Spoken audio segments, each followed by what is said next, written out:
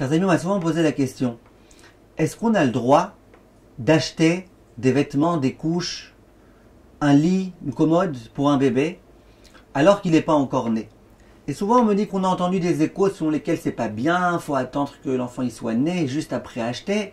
En général c'est compliqué parce que quand l'enfant est né, la maman elle est avec lui à l'hôpital, elle est toute la journée avec lui en train de l'allaiter, elle n'a pas forcément le temps d'aller acheter du matériel, elle a besoin parfois que le matériel soit déjà là au moment où le bébé naît. Et Bichlal, est-ce qu'il n'y aurait pas ici une superstition, quelque chose? Alors je vais vous dire la vérité. Il y en a qui ont voulu dire que la raison pour laquelle on conseille d'acheter qu'une fois que le bébé est né, c'est parce qu'imagine il se passe quelque chose au dernier moment.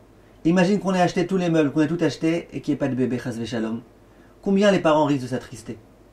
Mais la raison principale de ceux qui tiennent de cette coutume, par exemple le Raphaël Kanievski, il disait plusieurs reprises, c'est écrit dans les livres dans lesquels on lui a posé des questions-réponses, que lui, il ne conseillait pas du tout. Il déconseillait d'acheter quoi que ce soit avant la naissance du bébé.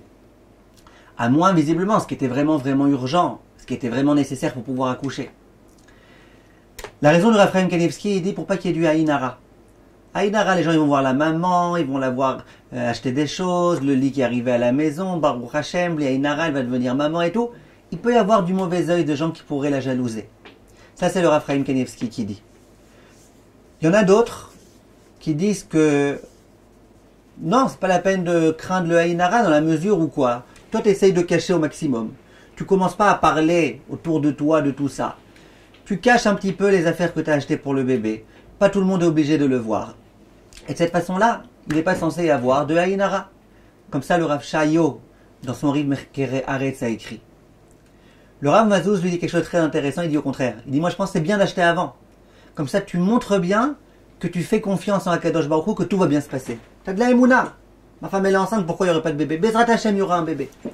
Comme ça, le Rav Mazouz dit. Et d'ailleurs, il y a une histoire d'un homme qui n'avait pas eu d'enfant pendant de nombreuses années, qui a été voir le Baba Salé. Et le Baba Salé lui a dit, dis-moi, est-ce que tu crois vraiment qu'Hachem il peut te donner un bébé? Et lui a dit, oui, je crois.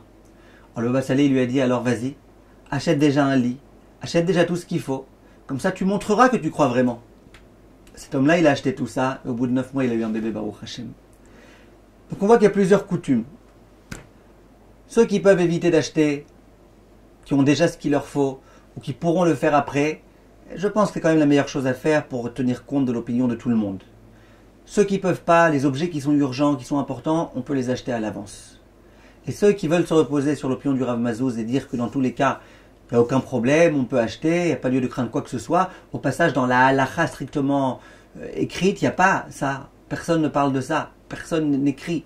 Tout le monde dit que d'après la halakha, c'est permis. Il n'y a pas de problème de halakha. Il n'y a qu'un problème de haïnara, principalement.